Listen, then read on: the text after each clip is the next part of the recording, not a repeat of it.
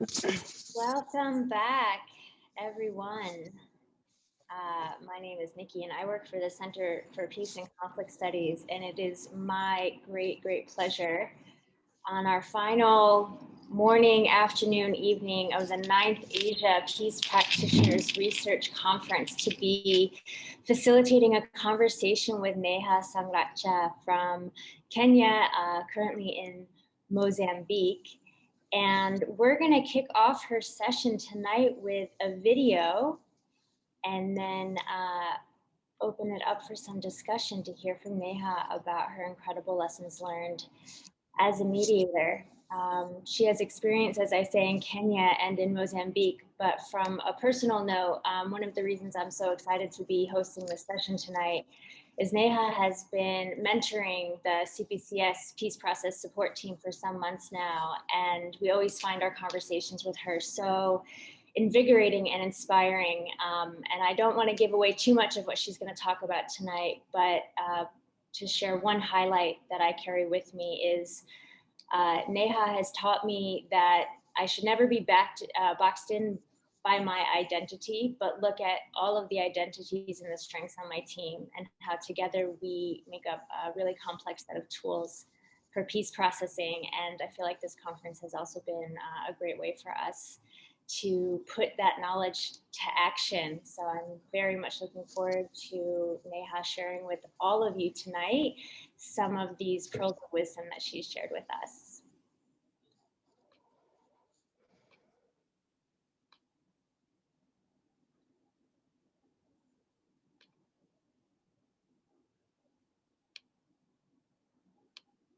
O percurso para o alcance da paz em Moçambique foi longo.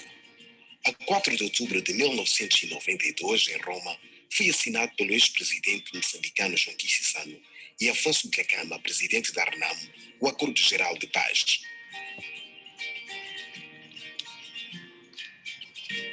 Esta paz durou por muito tempo. Na presença desta paz, Moçambique desenvolveu a olhos vistos. Infelizmente, este primeiro acordo não trouxe uma paz duradoura a Moçambique e um novo diálogo para alcançar a paz começou em 2013. Um segundo acordo de paz foi assinado em 2014, mas sem êxito, a violência regressou um ano depois. Mas um acordo conhecido como o Processo Avenida seguiu-se, mas também sem sucesso. Apesar destes obstáculos, o interesse em alcançar a paz não cessou. Em 2016, o presidente Filipe Nyusi mostrou abertura para dialogar diretamente com o presidente da RENAMO, Afonso Dhlakama, e um novo processo de paz iniciou. Os dois lados convidaram a Suíça a oferecer bons ofícios para apoiar as negociações. Ambas as partes buscaram traçar um novo curso e processo que culminaria em um acordo de paz definitivo com o objetivo de alcançar uma paz duradoura e sustentável. Em dezembro de 2016, o então embaixador da Suíça em Moçambique, Mirko Manzon, e os mediadores Neha Sanghrajka, keniana, Jonathan Powell, britânico, e Eduardo Namorete, moçambicano, facilitaram um diálogo direto e contínuo entre as partes. Este diálogo resultou no anúncio de um cessar-fogo em 27 de dezembro de 2016. The Mozambican people can now today trust that their leaders will choose dialogue and peace over conflict and guns. O processo foi organizado em duas comissões temáticas, a Comissão de Assuntos Militares e a Comissão de Descentralização. A Suíça criou um secretariado para apoiar o processo de paz e o trabalho das duas comissões. Por meio da sua presidência no grupo de contacto, foi também incumbida de coordenar o apoio da comunidade internacional ao processo. Os mediadores viajaram muitas vezes para o mato para facilitar as negociações entre as duas partes. Estas viagens ajudaram a construir pontos de confiança e segurança no processo. As negociações continuaram com Dhlakama até a sua morte repentina em maio de 2018. Os mediadores trabalharam com a RENAMO, liderada por Osuf Momad, para manter o processo nos trilhos e, a 23 de maio de 2018, o Parlamento aprovou por unanimidade a proposta de revisão da Constituição para aprofundar a descentralização. O memorando de entendimento sobre assuntos militares estabeleceu as bases para este preparo, incluindo, entre eles, a inserção de oficiais da RENAMO em lugares de comando e chefia das Forças Armadas e Polícia da República. A 29 de julho de 2019, os ex-combatentes da RENAMO deram início à primeira fase no processo de registro para o desarmamento, desmobilização e reintegração, DDR. Estes compromissos para o processo de paz foram selados pela assinatura de acordo de cessação definitiva de hostilidades militares e pela assinatura do acordo de paz e reconciliação nacional entre os presidentes Filipe Nyusi e Yusuf Mahamat em agosto de 2019. Queremos garantir ao nosso povo e ao mundo que enterramos a lógica da violência como forma de resolução das nossas diferenças. Hoje, estamos a demonstrar de forma clara a força do diálogo e a importância da confiança na resolução de conflitos políticos. Hoje é o início do verdadeiro processo de reconciliação, condição necessária para consolidar a paz efetiva maior, democratização e desenvolvimento econômico e social. Reconhecendo o papel central da Suíça no processo de paz, o secretário-geral das Nações Unidas nomeou Mirko Manson como seu enviado pessoal a Moçambique para apoiar a implementação do acordo de paz. It was very genuine, very honest, and that was the key of the process. I believe that it will be the last one, and the country will move forward and have a very bright future. They deserve. Apesar dos desafios da pandemia Covid-19, em junho de 2020, o governo e a Arnamo retomaram as atividades de desarmamento, desmobilização e reintegração no centro de Moçambique. Os moçambicanos podem esperar um futuro de paz, prosperidade e desenvolvimento sustentável.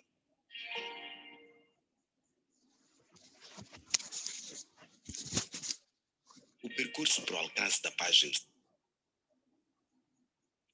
Neha, thank you so much for sharing that video with us tonight. And I should mention as well that in the Mozambique case, the peace accords were signed in August 2019. So this feels like quite a timely moment to have this conversation with you about what it was like getting, to that moment and some of the things reflecting back.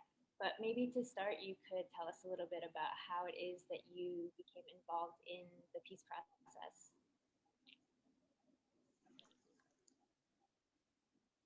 Thank you, Nikki. Can you hear me? Yes. Thank you so much, and thank you to CPCS for this opportunity. I'm quite humbled at having been asked, having seen the lineup of your other panelists.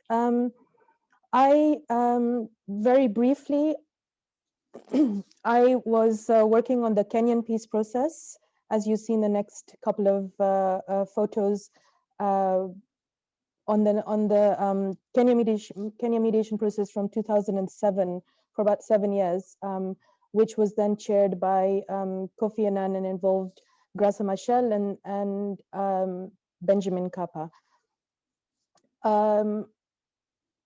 Having spent a significant amount of time working on that process, I then joined the Center for Humanitarian Dialogue and started working on Mozambique, which has now felt quite a long time, and I think it's about the same amount of time, 6 years going on, being involved in the 3 processes,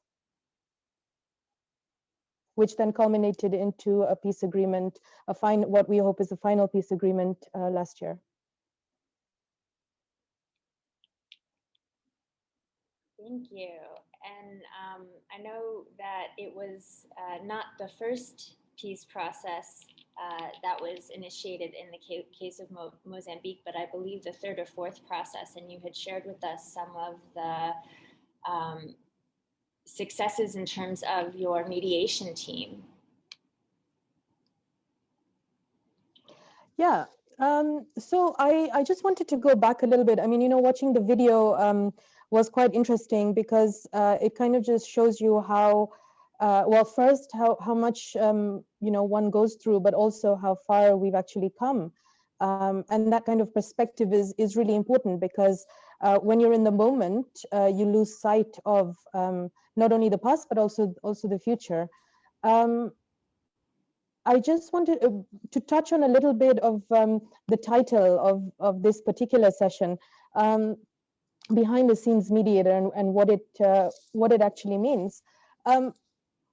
One of the key one of the key lessons that I've learned throughout the process, especially in Mozambique, is that the team is everything. The people that you work with, your fellow colleagues, the team around you, they actually can make or break a process, purely because there's a lot of what I like to call sort of white noise on the outside.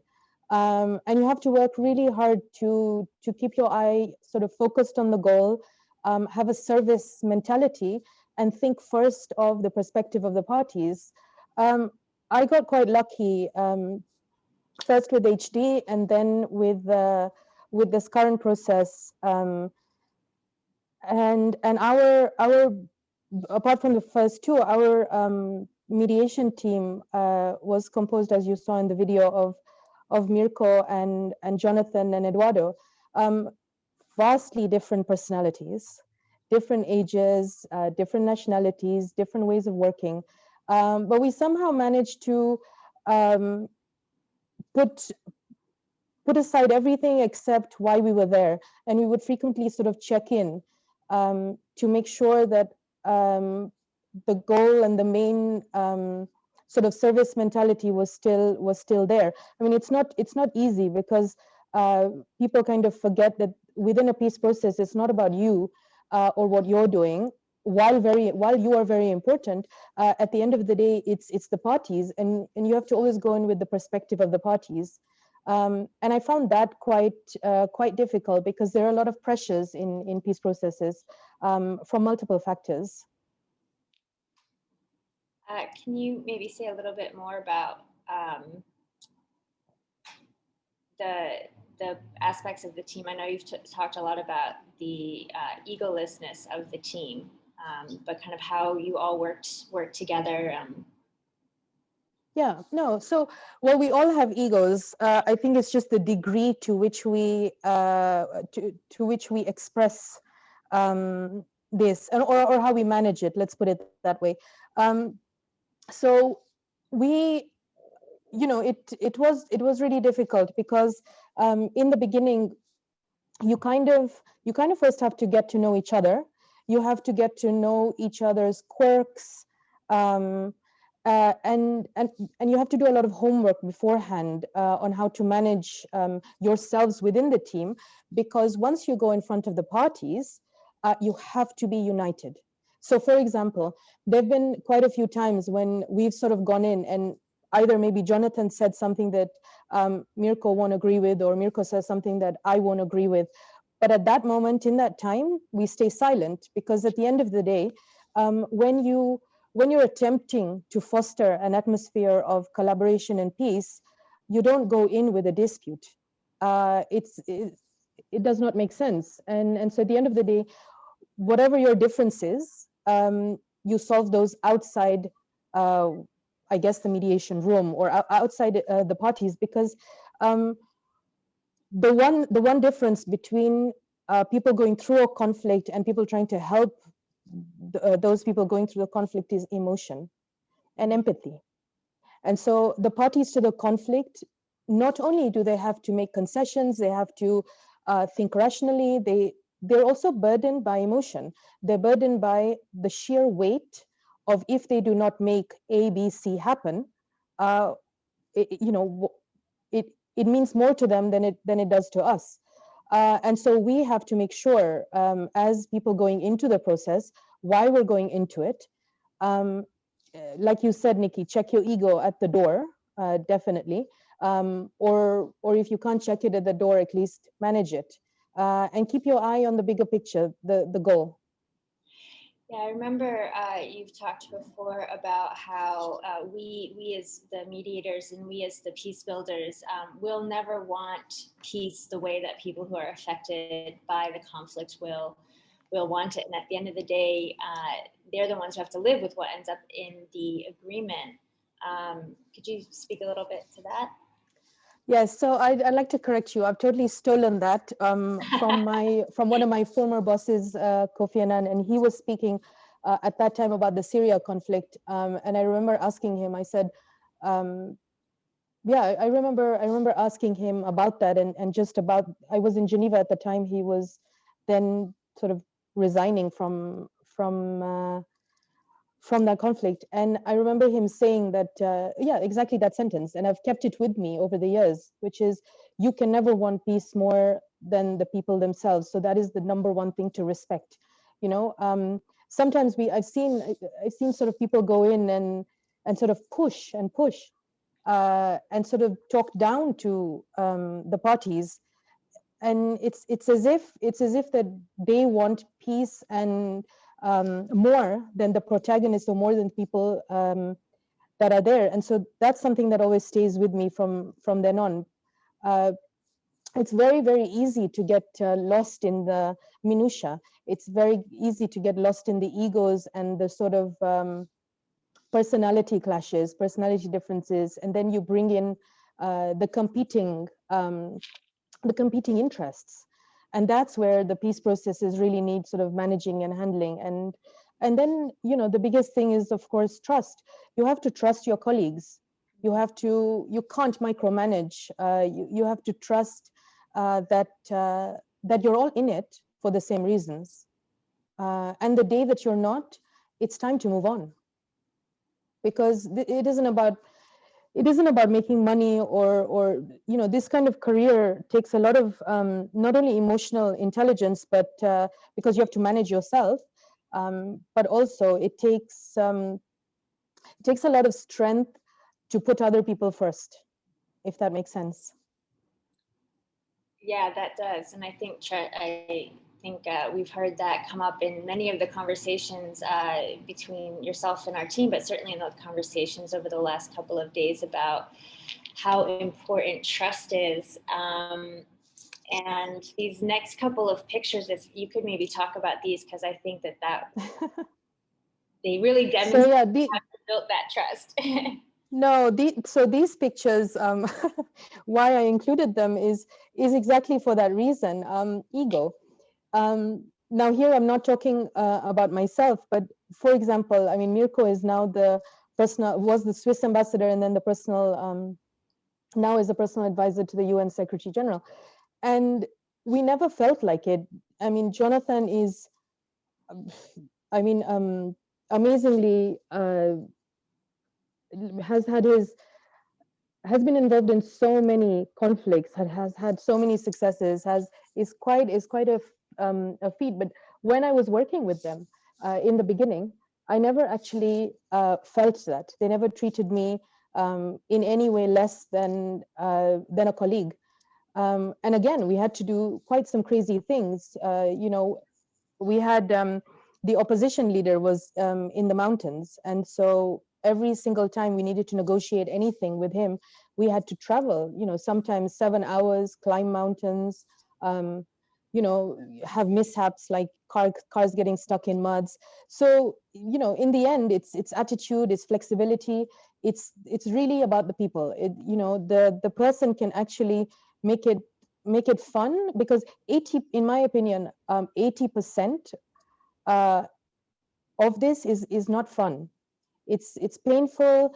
You go out of your comfort zone. You're in like sort of a foreign territory, and you just have to make it work.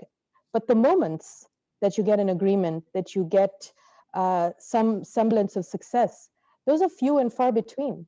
And those are the moments that I hold on to. And they're always around the corner. You know, pessimism is easy. It's easy to be pessimistic. It's easy to criticize, and it's even easier to poke holes into a strategy or into a way of being. That's our natural instinct. But optimism is extremely difficult, because optimism isn't the absence of realism, but optimism is the ability to, I think, just have a good sense of humor along the way, and to make sure that you look always at what can be rather than what cannot.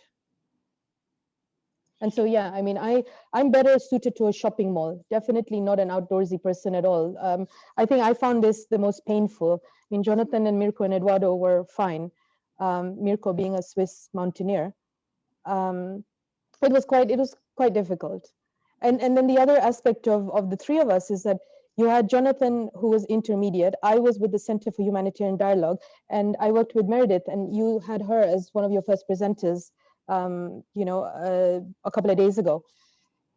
And And then you had Switzerland. So you had three entities working together, which is also quite rare. You know, you had three organizations working together, and that takes a lot. And I really got lucky with HD Center because they completely understood discretion. They understood, you know, doing things out of the box. You know, Meredith was there, but not too overbearing, not too. The HD Center really helped in that aspect, in my opinion. And I think sometimes you have to. It really is about the right constellation of people, just like the stars, right? The stars have to fall in line.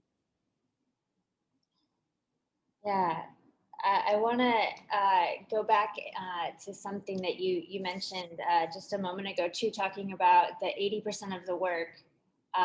It happens behind the scenes, which is, of course, is so much of why we, you know, asked you if you would, you know, consider speaking on this topic for us, and what actually happens behind the scenes to get us to the stage where there can even be an agreement.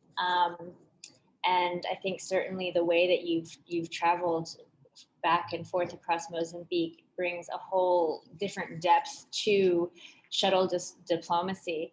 Could you talk about some of those things that happened with the different groups and kind of getting them to the place where they could be ready to talk about having an agreement?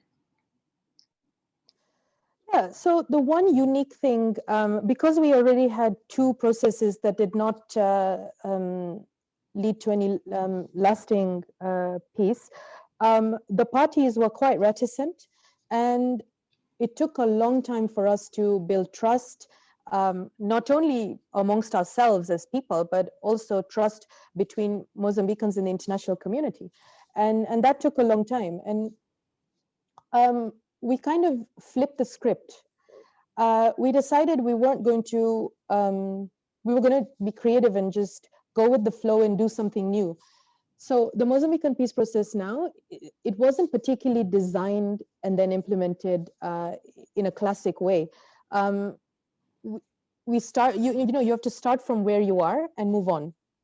And why do I say this? It's because normally the normal trajectory of peace processes, you know, you have a conflict, you have big man mediation, you have 3 or 4 sort of presidents fly in, have peace talks, have an agreement, and then implement. In this case, it was very quiet, very discreet, and it was basically the 3-4 of us going up and down, up and down.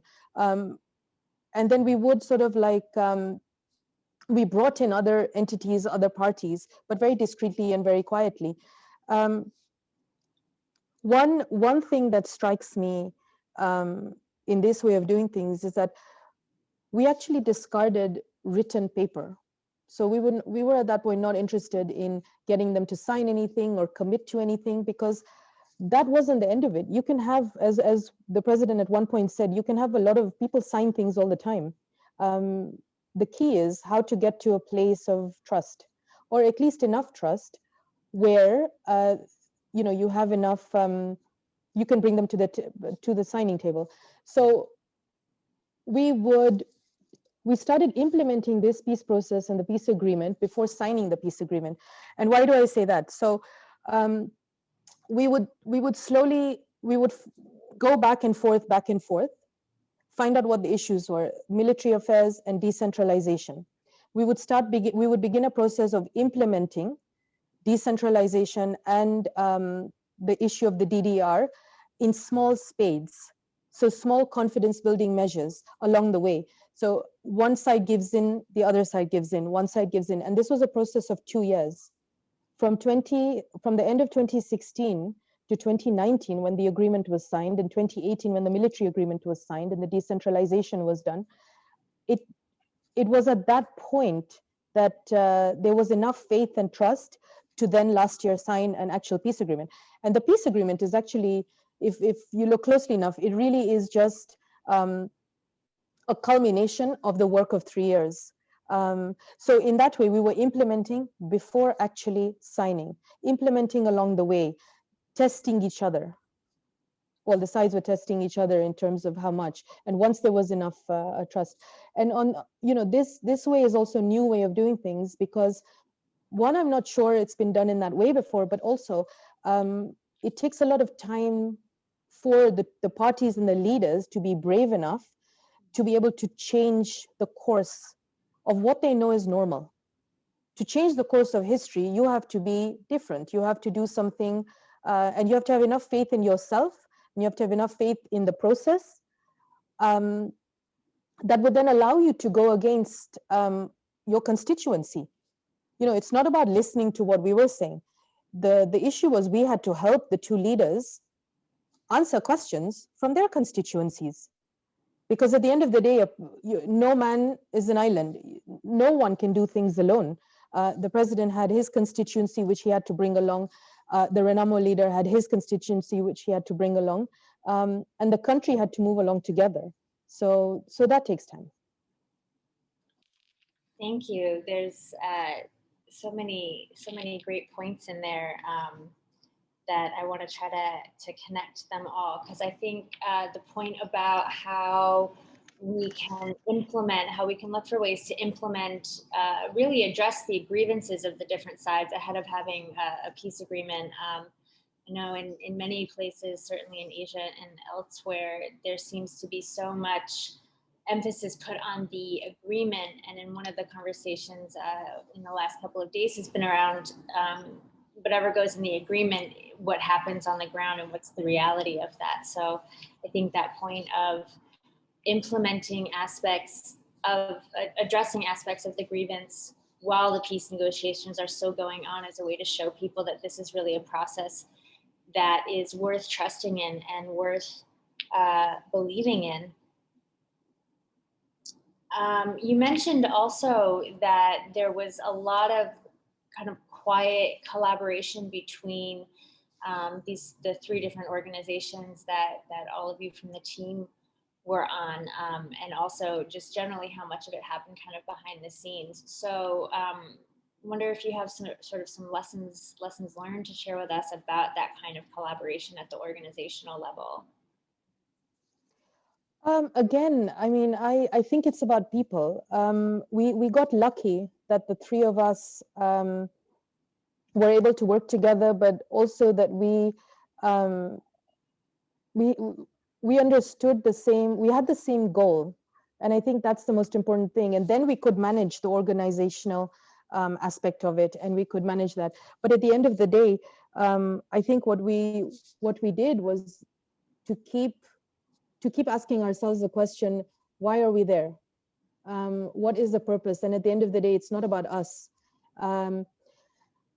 You know, it basically, to keep reminding yourself, I mean, all three, I suppose, and three organizations and all of that, but to keep reminding yourselves that at the end of the day, what you're doing is just a drop in the ocean of what everyone else is doing. So really, it's not about you at all. It's about, it makes it, every little thing makes a difference. So however, you know, sharing is key. That is why I think it's fascinating that there were three entities, two organizations doing what they could to collectively make a difference. But this, I know in the world today, this is really difficult because, you know, you have countries, you have donors, you have lots of organizations doing the same thing, offering the same thing. But I believe that there is enough to go around. And if we share, it's the only way to multiply peace or multiply the feeling. And at the end of the day, you know, it is really funny. I mean, I spent a lot of time never really saying who I was, what I was doing, why I was doing that. Mirko, of course, he was a Swiss ambassador, so it was obvious. Jonathan, the same. I think that's the benefit of being an insider, like being a behind-the-scenes mediator, which is you don't have to. If you don't want to, you don't have to be labeled. You don't have to conform. You just have to be, and they have to trust you first, and then your organization or anything or something like that. But you have to get the key first. And if you go in with the hat of something, then it's much more difficult. I can understand not everyone has the luxury of that, but I think we all just made it work. And, you know, whenever the three of us sort of worked together in the sense that Whenever Jonathan needed something, we would be there. Whenever I needed something, they would be there. Mirko, the same. Because at the end of the day, we also had our own lives. And over the course of 3 years, we had to remain really persistent and dedicated because there were lots of ups and downs in this process. And I see we have some great questions coming in over the chat. So we will definitely be opening this up for some discussion shortly. But I have a few more questions I'm going to ask Neha first. And one is certainly the peace agreements themselves have been signed now since August last year. August 2019, they were signed, and yeah, kind of how is it going? How is the implementation been continuing, particularly in this unusual time of 2020? So as everyone else, we've been battling COVID. It's not been easy. So again, it's the process in. We signed the agreement last, as you see from this picture, a really happy moment, a moment of relief. And then we started the DDR process. And in January this year, February this year, not only Mozambique, but the world was hit by COVID-19. So obviously that slowed things down a little bit. And while waiting, we decided to take sort of, again, a more sui generis approach, which was, we decided despite COVID, we're just going to start the DDR process. So again, this was quite contentious because you know, the parties were not very sure. The country was battling something that they weren't really aware of and didn't have much information on. And so there was a lot of fear. So, but this is again where confidence sort of comes in.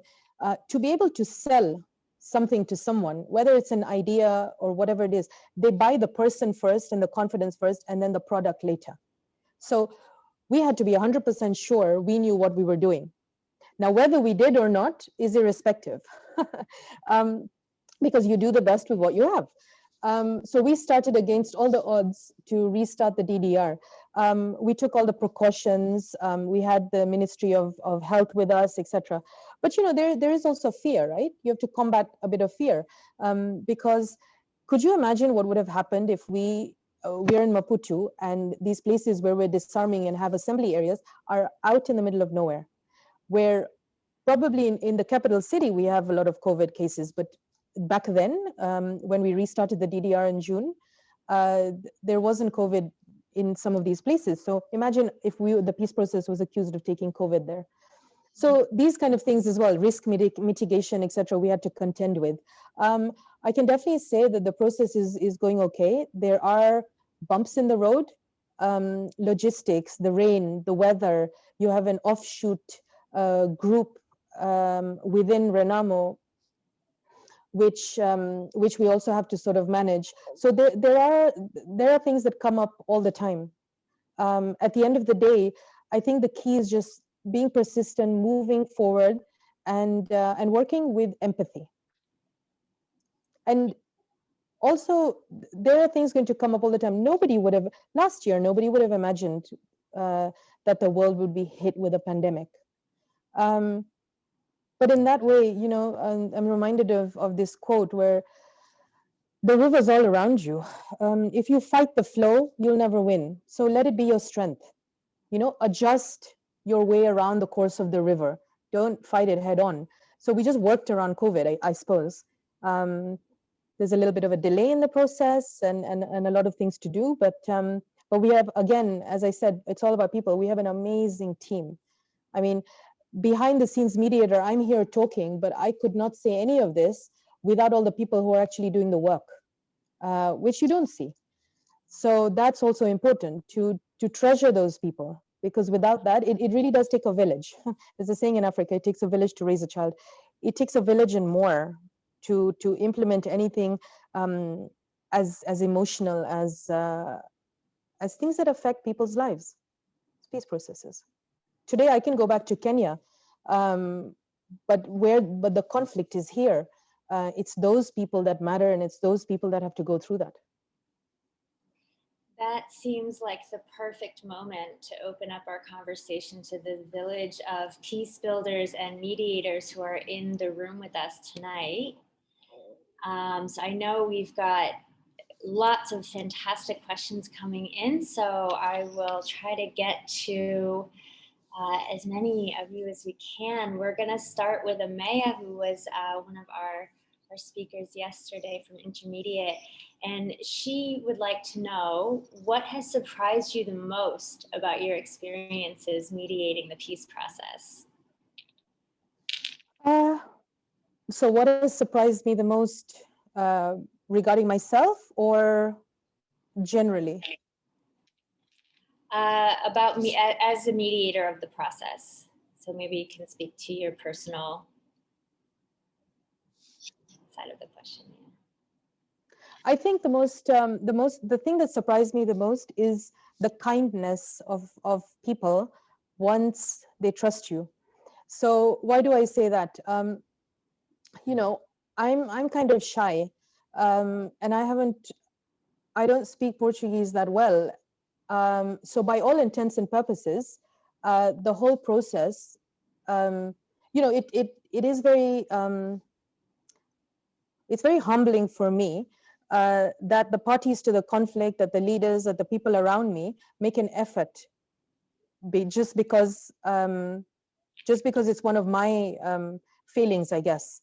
I can read it and write it and like I can manage, but at the end of the day, it would be very easy for someone to pick apart your flaws when you're trying to help. But what has impressed me the most, or what has surprised me the most, is the kindness of people wherever you go to your own inadequacies. I am not a climber. I'm not a mountaineer. I do not like the outdoors very much. And the first time I ever climbed a mountain was here in Gorongosa. So these kind of things, fitness isn't exactly one of my strengths. Languages isn't one of my strengths. I have a lot of things that I'm not very good at, but I am humbled by that. Surprised me that everyone's been super accommodating to me, which has surprised me. Thanks. And the next question I'm going to take comes from Mary Rotini, who is former staff and colleague, well, always a colleague of the Center for Peace and Conflict Studies. And Neri asks about, you spoke earlier about emotion in mediation, and raises that sort of old school mediation places so much value on rationality and to leave emotion out of the process. And yet many mediators argue that effective mediation does require emotion. So in your experience, how do you find that emotion factors constructively into mediation, given the limits of time? And no, it's emotion is everything. You cannot get, it's part of you, it's part of humanity. To say that emotion doesn't matter to somebody who is fighting and battling with a certain concept, and that's all that they know, and you want to change that. Change is scary. So there is a lot of emotion. I mean, plenty of times, you know, we have been thrown out of the president's office, or we have spent 4 days sometimes wanting to meet the Renamo leader and it doesn't work out. No, there is a lot of emotion around that, whether it's negative or positive. I mean, you have to contend with that. The key is to keep your emotions under control, or at least not show them. But the parties and the people involved, this is their life. I mean, emotion is everything. And I guess the key is empathy and EQ. So, for example, you know, when we're demobilizing these bases, I'll just give you one anecdote why I fervently believe that without emotion, might as well go home. Because when we were demobilizing these bases, I was walking down in kind of like a convoy of people. Behind me were two soldiers, and they were talking in Portuguese behind me, and I was, of course, nothing else to do, so I was eavesdropping. And I was listening to their conversation, and they were chatting away because they were going home. And one of them said, it's shocking to me still, one of them said that, oh, I wonder if my children will recognize me. You know, having been in the bush for like more than 10 years, etc. I wonder if, you know, my family will still be there. The other person, the other combatant replies in Portuguese saying, oh, maybe we should ask the Secretariat to do a DNA test. Can you believe that? Like, how emotional is that? You know, whenever you saw one of the pictures where I was on a motorcycle going up, during that ride, it's a 40-minute, very slow, very dangerous, up a mountain ride without a helmet. And so there you are, hoping you wouldn't fall and crack your head in the middle of nowhere. But also, the driver, he's not a driver, he's a general or a colonel or someone that has been sent to escort you from the other side. He's talking to you the whole way. Again, in Portuguese, mumbling away, and he's talking to you that, oh, it's really important what you're doing, please don't leave. So no, I would subscribe to the idea that emotion is everything. It's really powerful. Thank you so much for sharing that anecdote. Our next question comes from Randy in Indonesia, and he raises that we're talking about how to make a big influence and to really make sure that our voices as mediators and as peace leaders are being heard by the political leaders and the people involved in the peace process. So how did you manage to make your voice be heard and taken into account? By not speaking. By not speaking, by doing the unexpected, not by forcing my opinion on anything. First, by listening. Just by listening, even if I didn't agree with half of what was said, it doesn't matter. You know, at the end of the day, it's not about you. So we don't have to make our voices heard to them. We have to let them hear us. I don't know if I'm saying this correctly, but the louder you speak, the less inclined the less inclined the message will go through. So to do it slowly. And if you're not listened to, it doesn't matter, because today you might not be listened to, tomorrow's another day. So keep moving forward. But definitely by not speaking, by not being in the press, by not being on Twitter, by not wishing onto the parties what you want. Your solution is not their solution. Your way of thinking is not their way of thinking. So adaptability, flexibility, persistence, and empathy, because at the end of the day, what you're doing matters most to the person in the bush, or the person wanting a change, or the mother who just wants to feed her child, or the combatant who's scared of going home because his kids might not recognize him. You know, so yeah, what is done around the table. I mean, I like to think that there isn't just one mediator, or there isn't just one person. Like I said before, it takes a village, but you know, nothing is in isolation. It takes everyone to make a difference, and so it doesn't matter if your voice is not heard. Is your message? Your voice is not important, but your message is. So if I cannot pass the message, I'll use Mirko to do it, or I'll use Jonathan to do it. They will do the same. It's not the voice, it's not the person, it's not the frame. It's the message, and it's what you want done. And then you have to use whatever avenue and tool you have at your disposal to do it.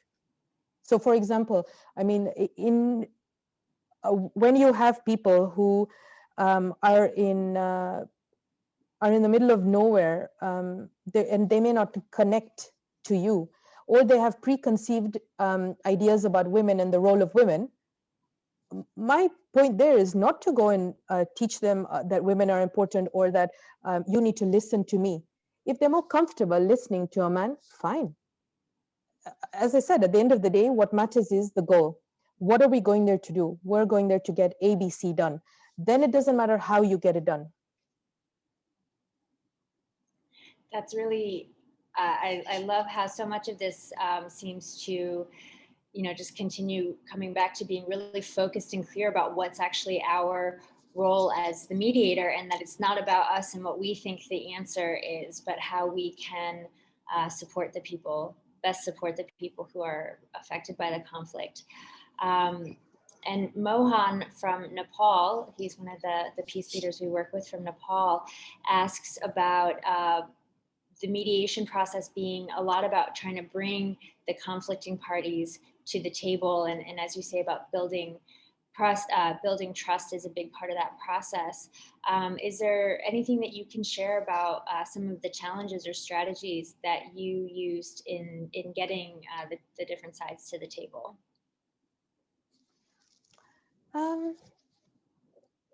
So one thing that really made a difference was that to focus the attention away from the minutia, to bring a different perspective. So for example, the issue of decentralization, there was an intent, when you have elections which are highly emotive, and when you have winners and losers on both sides, the loser cannot accept that they've lost. So you cannot go and tell them that they've lost. They believe with all their heart they've won. So you can go back and forth and argue the points, but at the end of the day, one of the strategies we used is to refocus the energy, to refocus the point. Having 1, 2, 3, 4 provinces will not make a legacy. Changing a constitution will make a legacy. Why not build the future for your children and your children's children and not look at the short-term gains? So that's one of the strategies we used. Some of the other things that we used are simply, the difficult thing about this is that every conflict is sui generis. It's very unique. It's very tailored to what it is. But the basis of all conflict is in my opinion, the same, which is people want to feel included. People want to belong, whether they belong to, the local golf club, or they belong to a fraternity, or they belong to a group, political party or grouping. They just want to belong. We all want to do our best, and we all want to do what is right, and it's very basic in that sense. So how do we bring about a sense of belonging into the world? And so that's the key of it, I think. Neha, I feel like I could talk to you about this all night and all weekend, but that would not not probably be possible in this moment. I want to thank you so very, very much from the Center for Peace and Conflict Studies. And I want to also just share some of the comments that have been coming in over the chat while we've been having this conversation as well. So Dr. Susan Riesel, who just was awarded her PhD in Applied Conflict Transformation Studies last week, writes, "Beautiful, Neha, at the end of the day, the country has moved along together, keeping aside all the ego, building trust as it is about the people. Whether the leaders carry these values in post-conflict period, how can we constantly remind them what they realized during the period of peace agreement to keep that motion going forward?" And Selena writes, "Emotion is everything. This is amazing, especially when in patriarchal societies, women are sidelined from decision-making because they are emotional." And Muriel from the Philippines writes, "Very interesting to see what your team as mediators really went through to meet the leaders of the conflicting parties is so amazing. It's so different in a mechanism with the peace process between the government of the Philippines and the NDF, the National Democratic Front in the Philippines, with the role of soft third-party facilitator." And Feroz writes in that trust, selflessness, patience, and persistence are the keys. Again, on behalf of the Center for Peace and Conflict Studies and all of the folks who've tuned in today to the 9th Asian Peace Practitioners Research Conference, thank you so very much for sharing your pearls of wisdom with us. And is there a last note or comment you'd like to leave us? Thank you so much. Thank you very, very much to CPCS. It's been quite amazing, and also for me, speaking about this is again emotional because there's never enough time to actually go through all the lessons, etc. I just wanted to make one last comment because I saw in the chat somebody speaking about security. This is a concern, and I think the only thing I want to share, and this is just my personal opinion and viewpoint, is that you can mitigate everything. You can try, you can put in as many risk mitigation measures as you can, but at the end of the day, life happens. So I think it's about having a sense of sobriety and a sense of I wouldn't say fatalism, but you cannot prevent everything. And so in terms of security, I mean, that's another conversation for another time, but just with if you're hampered by fear, you'll never move forward. So the key is to, again, that's why I said before, keep checking in on why you're doing what you're doing, and then the rest falls into place. That is a really powerful note for us to close out our session on.